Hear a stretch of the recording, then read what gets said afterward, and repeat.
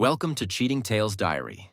Before we dive into today's story, we have a humble request. Please consider subscribing to this new channel.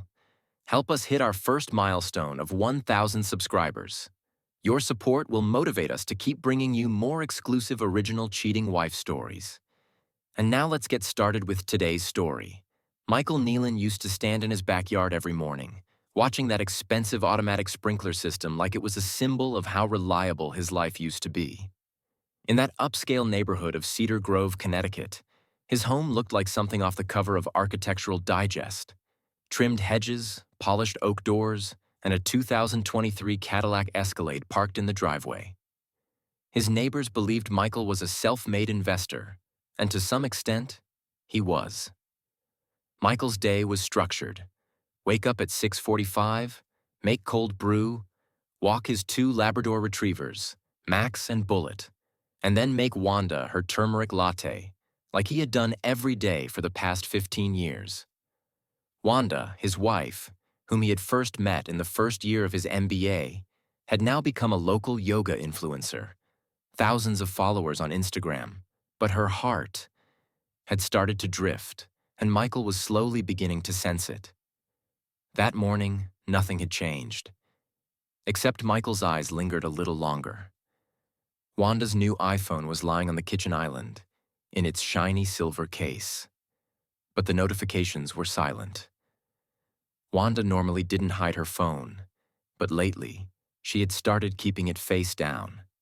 That evening, Michael's mother, Florence Nealon, and his Aunt Betty came over for family dinner. It was a casual gathering with barbecued salmon in the backyard and white wine. But then Florence laughed and said something that shook something deep inside Michael.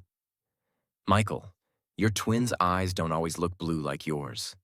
Betty, don't you think Alina's eyes are a bit too light?" Betty raised her toast, laughing. "Blue like the sky, not like the sea. Maybe from Wanda's side." Michael laughed it off, but something stayed with him. That night, when everyone was asleep, Michael sat in his study flipping through old family photo albums. Alina and Caspian, his 10-year-old twins, used to look like copy-paste versions of him. But now his eyes were searching for something else, some resemblance, some confirmation. Then he noticed a small metallic box on the bookshelf. The one Wanda had once said held private documents. Michael looked closely for the first time. The lock had never actually been shut, like someone didn't think anyone would ever try to open it. He opened the box. Inside was an old flash drive, some old medical reports, and a letter from Wanda's gynecologist. That letter said something strange. The conception date written in the report didn't match the time Michael had returned from his business trip. The next day, Michael went to a discreet private lab in downtown New Haven, without telling anyone, and submitted a formal request for a DNA paternity test using the twins' hair strands and his own sample. The lab technician asked, "Would you like this expedited?" And Michael answered in a cold voice, "Yes, I want it in 72 hours. Those 3 days of waiting became the longest 72 hours of Michael's life. During that time, Wanda kept going to the gym with a new private trainer. And every time Michael asked, "How was your session?" Wanda would smile and say, "We worked on strength today. Arms, shoulders. You should try it too." Michael didn't try to catch her in a lie. He was watching how cleanly someone could play the game. On the third day, the result came. And he opened the email while sitting in the backyard. The subject line read, "Paternity Confirmation Report." He opened the PDF. Probability of paternity, 0.00%. Michael stopped breathing, but he didn't break. He looked at the clock, 2:47 p.m. He picked up his phone and dialed a number he had saved years ago. R. Burke, Sentinel Risk Management. "Robert," he said, "I need surveillance on my wife." Robert paused and said, "When do we start?" Michael's eyes stayed fixed on that document, the one with the names of his twins, the names he had chosen himself. He answered, Tonight. From that moment on, Michael's days became about waiting for surveillance footage and reports. Sentinel Risk Management's team had started their work, discreet, effective, and completely within legal boundaries. But morally, they blurred every line. In the first week alone, Robert Burke's team tracked 6 different suspicious movements. Wanda and her personal trainer would go to a hotel for nutrition discussions and stay for 2 hours. On camera, they were seen sometimes carrying gym bags. Sometimes Wanda was caught in a laughing fit, like a honeymoon couple. Michael watched every piece of footage with cold detachment. No yelling, no confrontation, just notes. He saved timestamps. He planned his next steps. Every clip, every voice recording made it clearer. Wanda's bio-dad joke wasn't a metaphor. She was talking about a real biological father. And Michael was less interested in that reality now than he was in what to do with it. As he recovered from the shock of the DNA report, Michael slowly began liquidating his investments. But not directly. He created 2 separate trusts. One, called Westport Educational Trust, was supposedly for the children's higher education. But in reality, it was a blind shell funded through offshore accounts. The second trust, the Nealon Reserve, was the foundation for building his new identity. While staying in the house, he remained outwardly the same. A loving husband, a thoughtful father. He still cooked dinner with Wanda, still drove the kids to soccer practice. But behind every gesture was a calculation. One of Sentinel's reports included an audio transcript, a conversation between Wanda and her personal trainer. Wanda, he still thinks they're his. God, can you believe it? After all these years? Trainer, honestly, if he ever finds out, he might just disappear. That'd be nice, huh? Michael replayed that word, disappear, over and over again. He was going to disappear, but on his own terms. Michael contacted Cheryl, his college friend, who used to work with people tied to the New York underworld while living in Connecticut. Cheryl was legally clean now, but her cousin still ran gray businesses, ID creation, storage shifting, and strategic asset removal. Cheryl gave a simple reply. Are you sure you want to walk into the shadows? Michael smiled for the first time and said, No. I want to build a house in it. Wanda had no suspicion about Michael anymore. Her focus was on her influencer life. Sponsored posts, gym partnerships, and the occasional over-the-top clothing hauls. Michael noticed she had recently bought a Chanel bag, $7,300, even though her claimed monthly budget didn't exceed $2,000. Michael discreetly mirrored Wanda's laptop. With Sentinel's help, a background surveillance software was installed that tracked every keystroke, every hidden folder, and every deleted file. That's where he found a folder full of Wanda's draft letters. One of them read, Michael deserves the truth, but the truth would destroy him. Maybe I should just leave before it comes to that. That folder was fully password protected, but Sentinel's forensic team cracked it open. There was another shocking detail.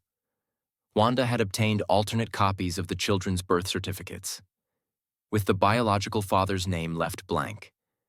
In one version, she had written her trainer's name, just as a trial. Michael printed all of it, put it inside a small metal suitcase, sealed it, and sent it to Cheryl. He attached instructions. If I don't return by next year, send this suitcase to Wanda, and if she files any legal case against me, send this directly to the press. Now Michael's second face was starting to take shape. Robert Burke had once said to him, Disappearing takes more courage than dying. Are you ready to be someone else? Michael replied. I'm not becoming someone else. I'm becoming who I should have been. His behavior with Alina and Caspian hadn't changed at all. He still made their sandwiches, still cheered from the sidelines during soccer matches. But inside, he knew he was living a borrowed life. One evening, Wanda asked, Are you happy with me, Michael? He looked into her eyes for a moment and said, I'm happy with the truth. Are you? Wanda smiled and said, "Of course." And that smile, for the first time, felt to Michael like a verdict being read aloud.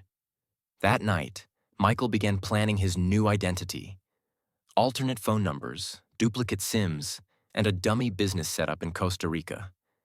He was no longer just a betrayed husband. He was becoming a ghost architect. In the cold winds of New Haven that night, an unspoken revenge hovered in the air. There were dark circles under Michael Nealon's eyes, not from sleeplessness, not from worry, but from calculation. He had begun to live every emotion like a step in a plan. And today was his first cleansing step. That day, Sentinel's report said Wanda and her personal trainer Derek, a name that now felt like poison running through Michael's veins, had left an upscale boutique gym and headed straight to the Cypress Hotel downtown.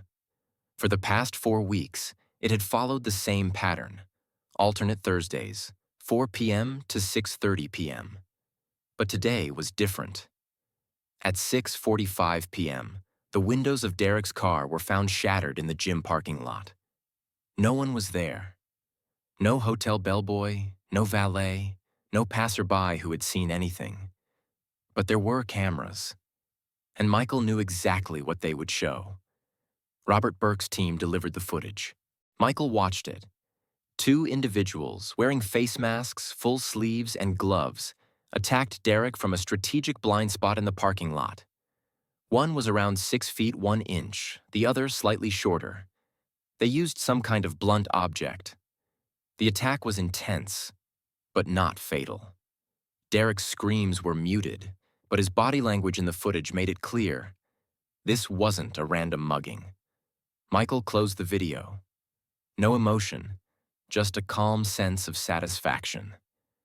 Then he sent Cheryl an encrypted message. Stage 1. Executed. No traces. Wanda was uneasy that night. When she came home, she told Michael, "Derek was attacked, in the parking lot. He's in the hospital." Michael acted shocked. "Oh my God, why would anyone... Was it robbery?" Wanda nodded. "No. Nothing was taken." She was scared, but Michael read her face carefully. There was no guilt, just nervousness. And nervousness worked in Michael's favor. That week, Michael quietly began removing valuables from the house. Heirloom watches, rare inherited bonds, gold coins his grandfather had held onto since World War II. All were packed in carefully numbered containers and stored in an underground facility called the Cold Room, run by Cheryl's cousin Marcus. At home, he stayed in character around Wanda. One night, when Wanda rested her head on his shoulder and said, "Do you ever think about retiring early? Maybe moving abroad someday?" Michael looked at her. "Maybe Costa Rica. Heard it's good for peace." Wanda smiled without suspicion. Peace. Michael knew. That word was now just a code. Howard, his old friend, deep in the real estate sector, hadn't spoken to Michael in years.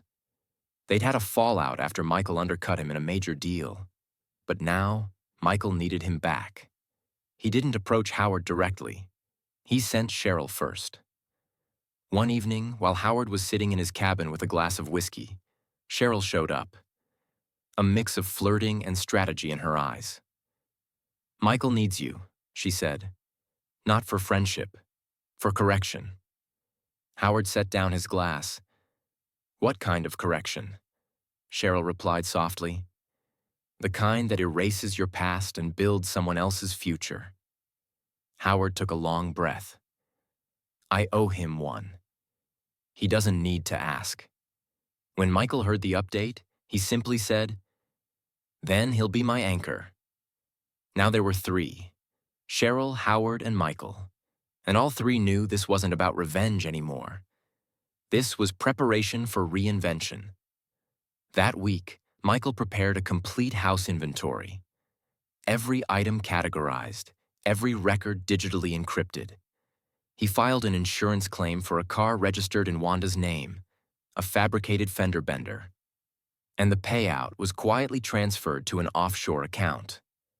Wanda never noticed, because the claim wasn't filed under her name.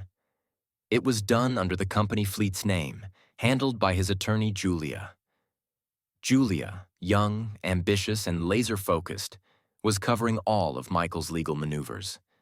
Their chemistry had grown beyond just legal. One day, Julia asked, "Are you planning to fall in love again?"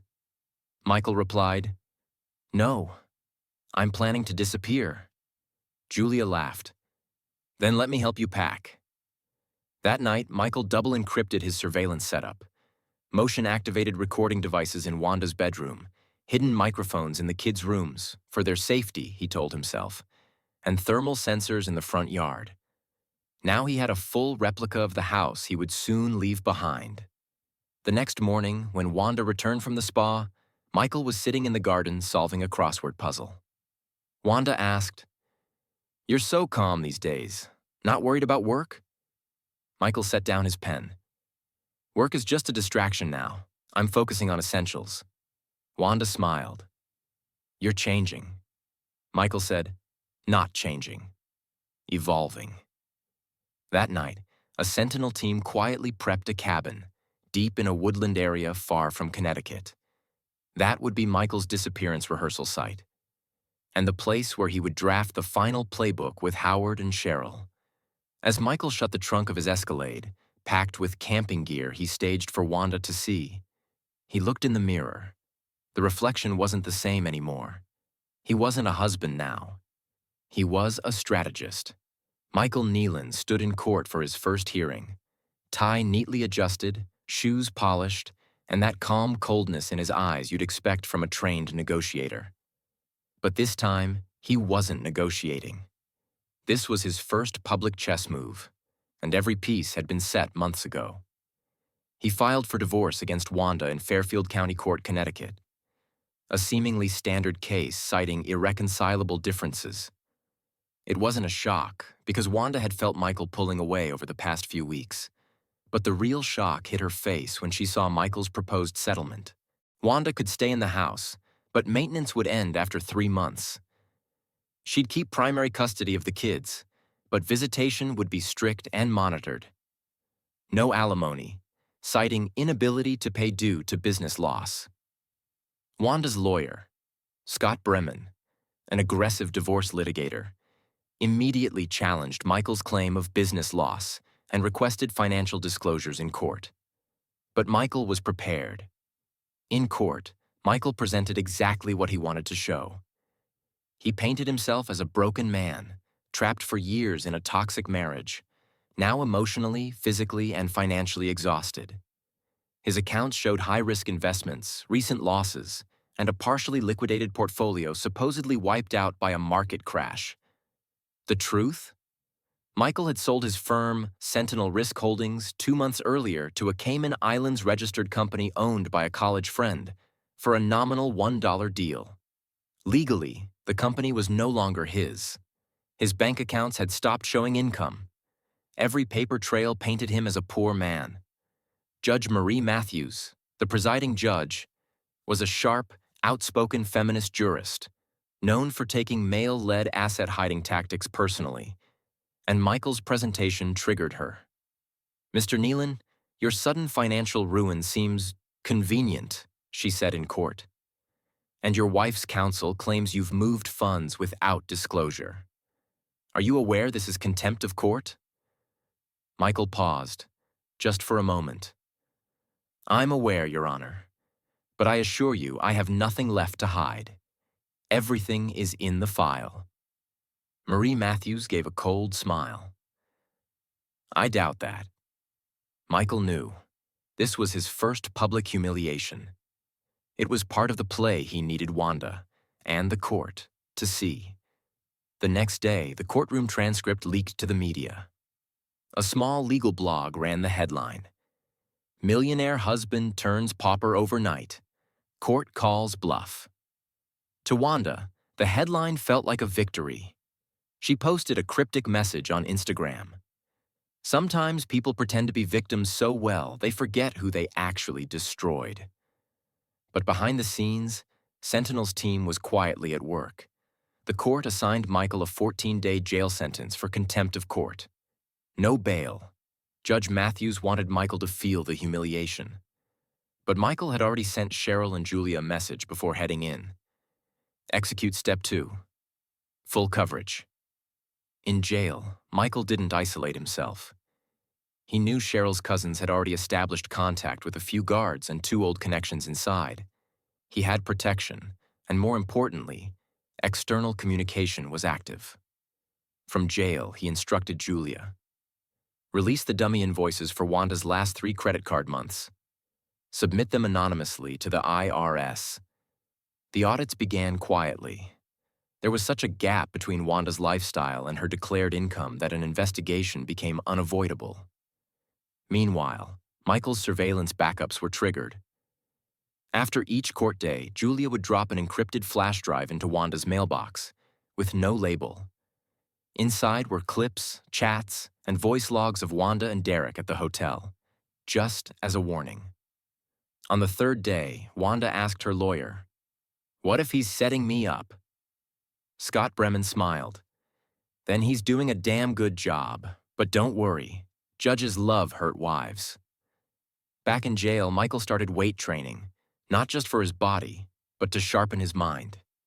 He requested a legal book series. Strategic Financial Evasion, Case Studies.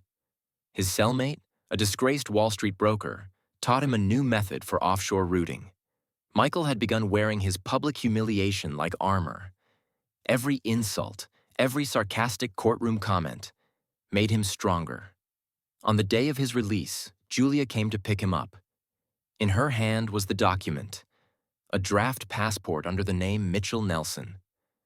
As they sat in the car, Julia asked, "Ready to stop existing?" Michael looked at himself in the mirror.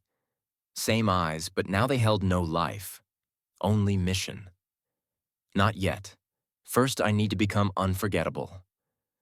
Life behind bars wasn't what most rich men expect. There was no VIP cell, no special treatment, just concrete walls, tasteless food, and noisy nights. But for Michael, this wasn't confinement. It was an intentional retreat. A place with no distractions, only clarity. Here, he was learning, shaping, and planning. On the 4th day, he sent Cheryl a handwritten note. It read, "This place doesn't break you, it simplifies you." Michael's cellmate was Ramon, a former Wall Street insider serving 4 years for hedge fund fraud. Ramon was eccentric, sharp, and bitter. But once he learned about Michael's background, he said one sentence. "If you're here, either you're stupid or you're about to be brilliant." Michael replied, "Let's aim for the second." Ramon gave Michael a new perspective. How to stack shell companies, how to use Panamanian proxies as legal curtains, and how international mail forwarding could blur identity trails. Every night, Michael and Ramon sat on the concrete floor drawing diagrams, designing hypothetical routing plans. And through Cheryl's network, all those notes reached Julia, who converted them into legally formatted execution-ready templates. Michael started going to the jail gym, but not like a bodybuilder, like a disciplined soldier. Push-ups, weighted squats, isometric holds. Every rep carried restraint, every pain, control. There was no rage in his eyes now, only patience, like a sniper waiting for the perfect shot. Meanwhile, Wanda's life started slipping from the control she believed she had. First, an IRS audit notice arrived. Then Alina and Caspian's private school requested financial compliance documents because tuition had been late for 3 months. Wanda opened her savings account. The balance, $11.32. She called Scott Bremen. "Where is my money, Scott?" "He's lying about being broke, but I'm broke," Scott said. "His documents are clean. Legally, he's poor." For the first time, Wanda began to feel afraid. Around the same time, another branch of Sentinel Risk, operating under a different name, Clear Signal Tech, anonymously reported Wanda's Instagram sponsorships and PayPal payments to the IRS. Questions began to surface about her influencer lifestyle. Promotional deals started drying up. One brand messaged her, "Until your tax situation is cleared, we're holding back payment." In jail, Julia handed Michael an envelope, copies of Wanda's bank and credit card statements. Michael smiled and said, "She's collapsing like a souffle with no base." But the collapse didn't stop there. Copies of Michael's surveillance footage were quietly uploaded to Sentinel's secure cloud vault by Julia, complete with metadata, timestamps, and Wanda's voice identifiers. Judge Marie Matthews was scheduled to hear Michael's appeal, a request to reduce supervised visitation restrictions. During the hearing, Julia spoke with calm precision. "Your Honor, while Mr. Nealon has been labeled financially incapable and emotionally manipulative, we present proof that the children's current guardian, Mrs. Wanda Nealon, is under IRS scrutiny, has unresolved credit issues, and lacks primary income clarity." Judge Matthews looked visibly uneasy, but she deferred the ruling. Michael knew this was the window. From jail, he instructed Julia, "Release Phase 2 recordings to Wanda." Not the court, just her. The next morning, an anonymous encrypted file landed in Wanda's email inbox. When she hit play, the footage was blurred. Bedroom talk between Wanda and Derek.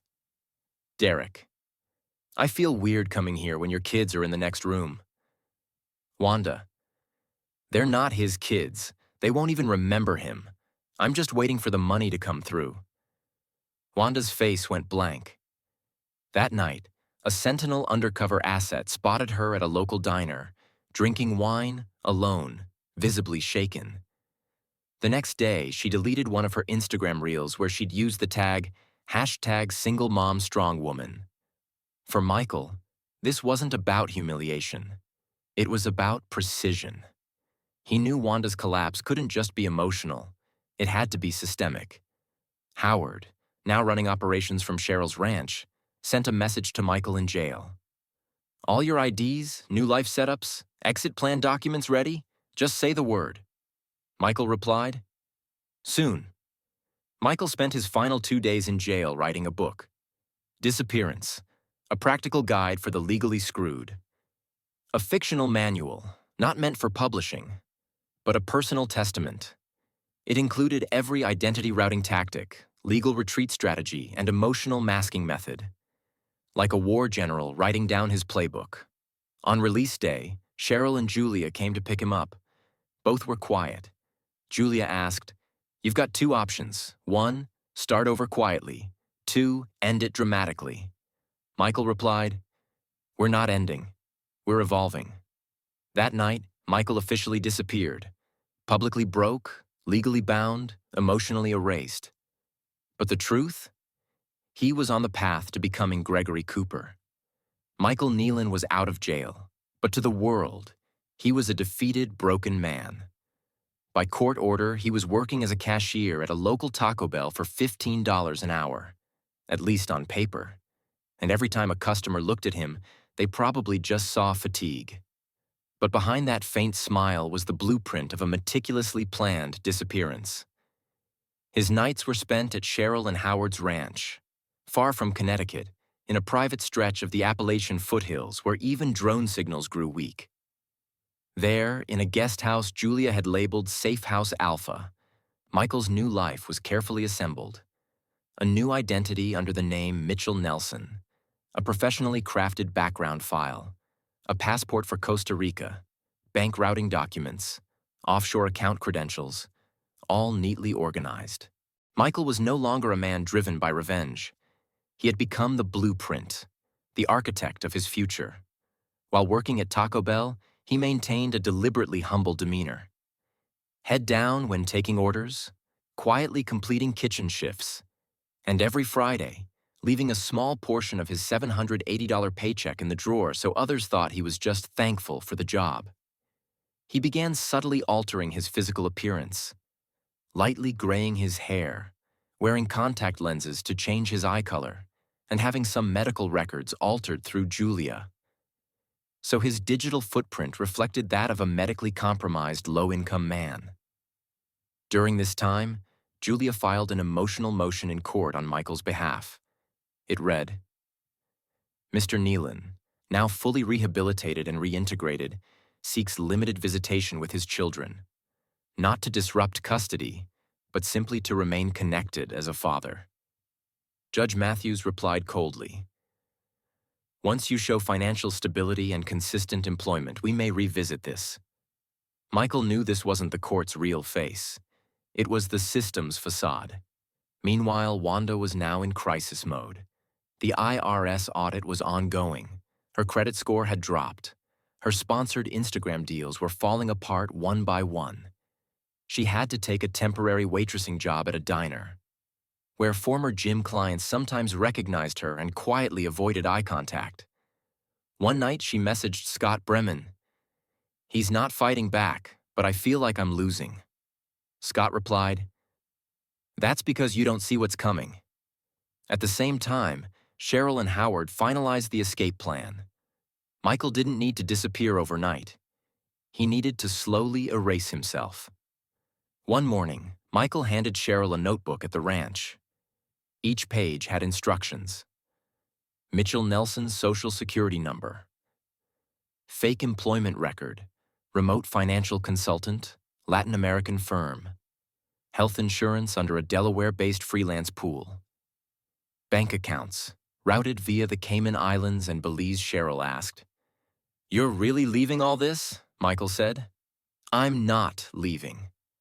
I'm deleting. Julia quietly arranged a state-issued driver's license under the name Mitchell Nelson. Hologram embedded, clean in the DMV database. Michael had Cheryl's dusty 2010 Honda Civic in the garage repurposed. New paint, new VIN number, so that his final road trip would leave no digital trail. During that time, Michael prepared 2 goodbye gifts for his children. For Alina, a scrapbook with photos from their old vacations, each page handwritten with notes. I might not be there when you look back, but I was always there when we made these memories. And for Caspian, an audio cassette of Michael recording one of the bedtime stories he used to tell. The man who became invisible, not to run, but to protect the ones he loved. Both gifts were submitted by Julia into the court's Dropbox, so that even if visitation was denied, Michael's voice and memory would stay with his children. That night at Safe House Alpha, they had a barbecue. Cheryl, Howard, Julia, and Michael. 4 people, 4 different pasts, now bound by one shared secret. Cheryl asked, You ready to vanish? Michael replied, Not vanish. Resurface. Somewhere better. The next morning, Mitchell Nelson left Connecticut for Savannah, Georgia. In the car, just 3 bags, a burner phone, and a manila envelope with tickets. Flight, Delta Airlines. Atlanta to San Jose, Costa Rica. Name, Mitchell Nelson. Seat 14. At the airport, the immigration officer looked at him, paused a few extra seconds, then scanned the passport. A beep, green light. The officer said, Enjoy your stay, Mr. Nelson.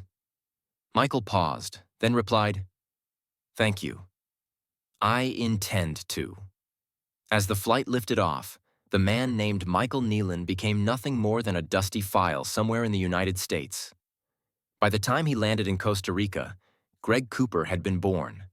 Legally new, emotionally bulletproof, and financially untouchable. At 3:14 p.m. local time, a man named Mitchell Nelson walked out of customs at San Jose International Airport. The sun was bright. The air smelled of salt from the ocean and earth from the city's backstreets. But Michael Nealon had left that name behind. In the immigration system, his name was Mitchell. A freelance financial consultant tied to a Panama-based firm for the past 4 months. No red flags, no pending issues. Just a clean slate. The man who had rented a home for Michael in Costa Rica. He worked under a false identity too. With Sentinel's help, Julia had set up a local contact. An American expatriate named Raul, who secured a 2-story beachside villa near Playa Flamingo, close to Tamarindo. The property rental agreement was under Mitchell Nelson's name. Rent had already been prepaid for a full year through offshore routing. That first day, Greg Cooper, his new name, sat on the villa rooftop, a cigar in hand, and Sam Cooke's "A Change Is Gonna Come" playing softly in the background.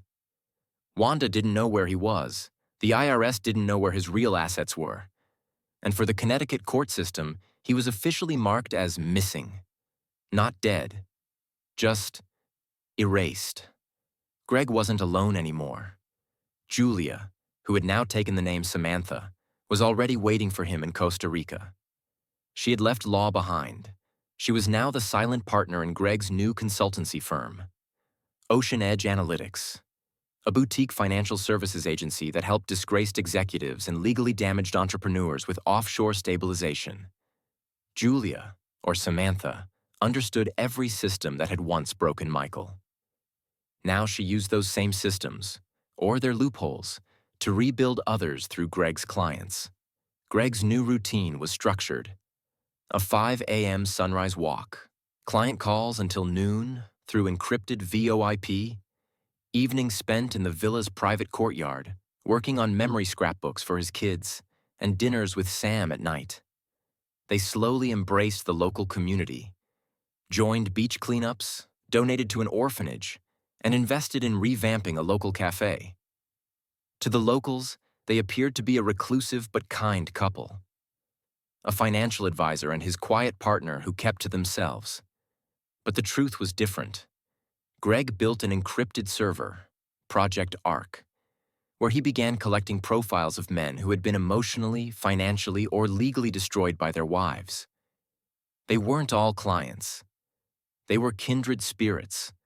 Greg was their advisor, their mentor, and sometimes their last resort. He taught them, disappearing isn't cowardice, it's choosing your peace when justice refuses to hear you. He taught them how to plan, how to shift assets, how to build memory capsules for their kids, and how to navigate around the paper traps of court systems. Meanwhile, Wanda in Connecticut had completely unraveled. The court, citing her financial irresponsibility, began reviewing the custody arrangement. Shared guardianship was now being considered. And the final nail in her influencer life came when a former brand partner filed a defamation lawsuit. False promises, misrepresentation of lifestyle, failure to deliver brand integrity. Wanda was now miles away from her former upscale life. She was working as a diner waitress in a suburban part of Connecticut, the same kind of place where she once promoted protein shakes at the gym. Now she refilled ketchup bottles at the same tables where her old clients sat, avoiding eye contact with her. One day she saw her son Caspian crying outside school. When she tried to hug him, Caspian said, "Mom, why did you lie to us? Dad never stopped loving us. You stopped telling the truth." For Wanda, that moment wasn't an argument. It was a mirror. Meanwhile, Greg received an email from an old Sentinel contact. The subject line read, "She's reached the edge. Do we tip her over?" Greg read the email, but didn't reply. Samantha asked, "You want her to break?" Greg looked at her, a long pause, then said, "I want her to understand silence. That's the only language she forced on me for years." Judge Marie Matthews's personal life began making headlines. Her husband, a business executive, was accused of financial misconduct. And local media started highlighting Judge Matthews's pattern of harsh rulings and apparent bias. Greg quietly orchestrated a press leak, sending anonymous tips to a journalist about how Judge Matthews had ignored key evidence in Michael Nealon's case and allowed her personal bias to influence the outcome. 2 weeks later, a local editorial ran with the title, "Lady Justice with a Tilted Scale: How Connecticut Family Courts Fail Fathers." Greg's name wasn't mentioned, but every line had been written by him. That night, Samantha told him, "You could go back. Legally, financially, rebuild your name." Greg said, "No, that name is a tombstone now. I buried it. What I'm building isn't reputation, it's freedom." Mornings in Playa Flamingo were quiet. Waves hitting the shore sounded like the new heartbeat of Greg Cooper's life. He was no longer Michael Nealon. He had left that name behind in the United States. But every morning, every sunset, every curl of cigar smoke, he relived those wounds. The only difference now was that he owned them. He wasn't the victim anymore. In Costa Rica, Greg and Samantha, formerly Julia, were rebuilding the lives of other men through Ocean Edge analytics. They met with clients who had been crushed by court orders, men whose wives were skilled in psychological manipulation, men whose children had been slowly pulled away from them through parental alienation. Greg taught them how to understand the system, how to become paper poor, how to shift the narrative, and how disappearance wasn't a last resort, but a dignified liberation. Greg's advice wasn't cold. It was compassionate. Revenge isn't about destruction, he told them. It's about disproving the story they wrote about you, by living better, quieter, and free. Ocean Edge wasn't just a consultancy. It was a silent revolution. They operated within legal gray zones, under whistleblower protections, privacy shields, and using Greg's old Sentinel contacts, they had built an underground documentation database. Greg had become a quiet legend. On Reddit, in Discord threads, and in corners of the dark web, his name was whispered as the Architect, the Shadow Mentor, and the Divorce Phantom. Among his clients, a former Navy officer denied custody due to PTSD, a man who had proven his wife's affair, and still ended up paying alimony.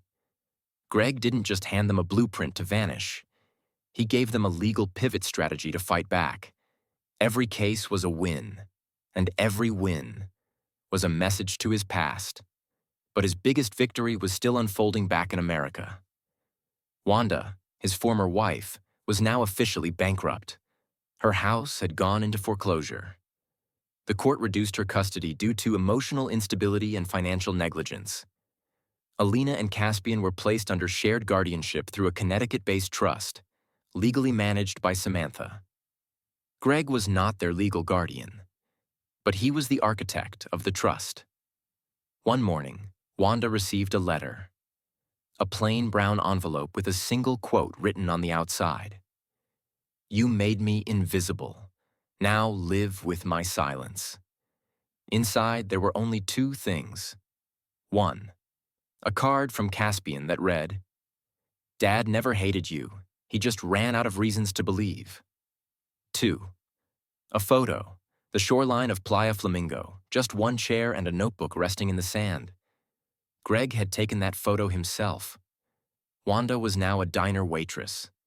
She volunteered at a local shelter for single mothers, but her past clung to her like an anchor. And Greg knew that was the greatest punishment of all. Meanwhile, an internal inquiry had been launched against Judge Marie Matthews. Anonymous reports, questionable financial ties, and accusations of emotional bias. Someone had submitted a compiled report of her last 7 controversial judgments to the Bar Council. Anonymously. Greg asked Samantha, "Do you think she'll fall?" Samantha said, "She won't fall. She'll decay slowly. That's worse." Greg looked toward the beach, the water touching his feet. But it couldn't drown him anymore. His revenge wasn't complete, but it was balanced. Every week, Greg wrote a few lines in a notebook. No date, no name. The difference between erasure and escape is one thing: intent. He never contacted his children directly. There were legal risks, but every quarter, Julia sent them an anonymous letter. Inside were stories about a boy who got lost in the forest but drew his own map to survive. Greg knew one day Alina and Caspian would understand those stories were meant for them. Sam once asked, "Do you miss them?" Greg replied, "No. I remember them so deeply that missing is a small word." He never screamed, never shouted. He stayed silent, waited, absorbed every insult. And now, after losing everything, he had won. Sometimes Sam would ask, Will you ever go back? Greg would smile. Back isn't a place. It's a version of me I buried. I go forward. Always. 5 years passed. Greg Cooper was no longer just a name in Playa Flamingo. He was a myth. In that small beachside village where people measured days by weather, not calendars, Greg had entered the quietest chapter of his life. But he knew. Some stories never really end. They simmer slowly. And sometimes, they catch fire again. That afternoon, Samantha, now known locally as Samantha Cruz, was sitting in her private consulting office when an email arrived. Subject line: I think I know who your husband is. Sender: unknown. The body read: Saw a man on Playa Flamingo last December. Looked like Michael Nealon. He was wearing a navy cap. I remember that because my father had the same one. He was with a woman. Light hair, sunglasses. They looked peaceful. I don't want anything. Just thought you should know. Attached was a blurry photo, probably taken by a tourist. A man sitting on a hammock chair.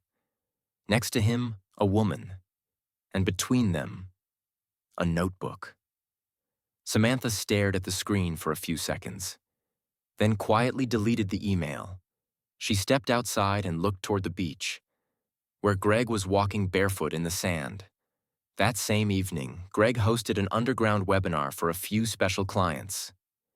Erasure 2.0 Sustained Disappearance. During the session, he said, Disappearance isn't just about vanishing from the eyes of the law. It's about unlearning the need to be seen by those who never cared to understand you. After the call, Samantha didn't tell him about the email. But the following week, two things happened in America. One legal, one personal. Both reopened wounds from years ago. First, Judge Marie Matthews was officially suspended by the Connecticut State Judiciary Ethics Committee. Charges: financial bias, selective evidence rejection, and personal connections influencing legal outcomes. A whistleblower had leaked a USB drive from her chambers. Inside were internal memos from the Michael Nealon case. Notes clearly showed Judge Matthews had intentionally ignored Michael's evidence. Because he looked too calm to be real.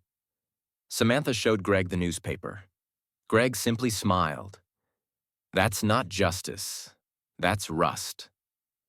The second event was more personal. Wanda Nealon, now legally Wanda Callahan, had taken a cashier job at a furniture warehouse in Connecticut. She now regularly attended local AA meetings, publicly referred to herself as a recovering toxic spouse. She had started a blog, Unwritten Regrets, where she anonymously wrote about her marriage. He didn't scream, he didn't hit, he didn't disappear in rage, he just disappeared in clarity. I was too proud to see it then. I'm too late now. Greg received the blog through Julia. He read it, every word, and on the final entry, he left one anonymous comment. Truth takes time. So does silence. You've lived both now. I forgive you. Wanda saw the comment weeks later. She never replied, and never posted again. Meanwhile, Alina and Caspian were now in college. Both were beneficiaries of Julia's educational trust. Greg never met them directly. But every year, Julia sent them anonymous gifts, hand-drawn postcards, obscure puzzles, or forgotten bedtime stories. Once, Alina asked Julia, "Who sends these?" Julia smiled. Someone who promised never to interfere, but always remember. Greg was now part of a lighthouse restoration project on Costa Rica's Pacific coast, funded through Ocean Edge. That was his daily work. Painting walls, fixing old signal systems, teaching local kids the basics of navigation. He was no longer bound to a courtroom, not tied to a marriage, not imprisoned by any identity. And yet, every day, he lived justice. Justice not granted by the legal system, but handed down by fate. And now, in Playa Flamingo once more, he opens a notebook, lifts his pen, and writes one final line. I didn't disappear to escape. I disappeared to finally arrive. Waves come in from behind, brushing against his footprints in the sand. And Greg Cooper remains seated, a man in no hurry to go anywhere.